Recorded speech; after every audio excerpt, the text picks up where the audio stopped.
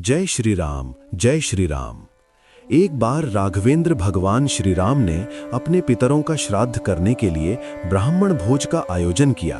ब्राह्मण भोज में सम्मिलित होने दूर दूर से ब्राह्मणों की टोलियां आने लगीं। भगवान शंकर को जब ये मालूम हुआ तो वे कौतूहलवश एक वृद्ध ब्राह्मण का रूप धरकर ब्राह्मणों की टोली में शामिल होकर वहां पहुंच गए और श्री राम जी से बोले, मुझे भी भोजन करना है। अंतर्यामी श्री राम बूढ़े ब्राह्मण को पहचान कर समझ गए कि भगवान शंकर ही मेरी परीक्षा करने यहाँ पधारे हैं।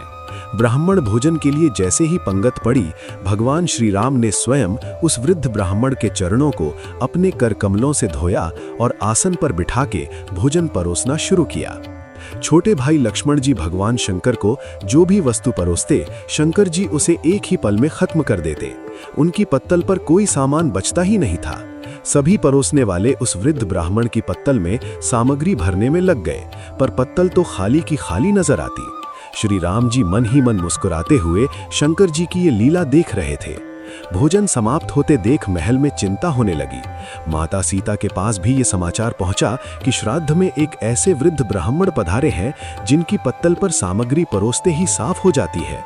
श्राद्ध में आमंत्रित सभी ब्राह्मणों को भोजन कराना भगवान श्री राम की प्रतिष्ठा का प्रश्न बन गया। माता सीता भी चिंतित होने लगी।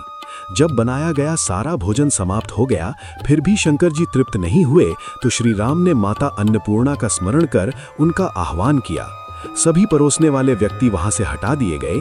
माता अन्नपूर्णा वहां प्रकट हो गई, क्योंकि शंकर जी की क्षुधा को केवल माता अन्नपूर्णा ही शांत कर सकती हैं। श्री राम जी ने माता अन्नपूर्णा से कहा, अब अपने स्वामी को आप ही भोजन कराइए, इन्हें आपके अतिरिक्त और कोई तृप्त नहीं कर सकता है।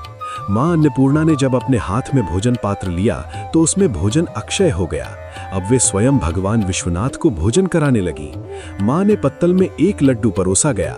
भगवान विश्वनाथ खाते खाते थक गए, पर वो समाप्त ही नहीं होता था। मां ने दोबारा परोसना चाहा तो भगवान शंकर ने मना कर दिया।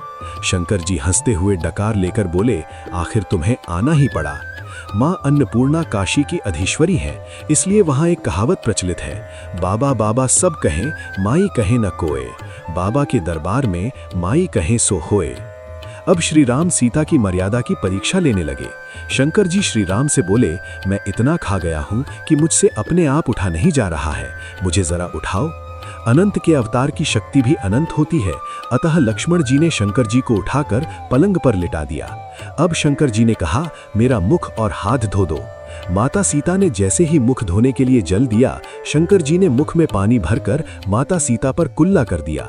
माता सीता क्रुद्ध होने के बजाय हाथ जोड़कर शंकर जी से बोली, आपके उच्छिष्ट जल के गिरने से मेरा शरीर पवित्र हो गया, मैं आपकी आभारी हूँ। अब शंकर जी ने श्री राम को चरण दबाने की आज्ञा दी। श्री राम और लक्ष्मण दोनों शंकर जी के चरण दबाने लगे और माता सीता पंखा झलने लगी। प्रसन्न होकर भगवान शंकर ने कहा, मैंने तुम्हारी परीक्षा ली, जिसमें तुम सफल रहे।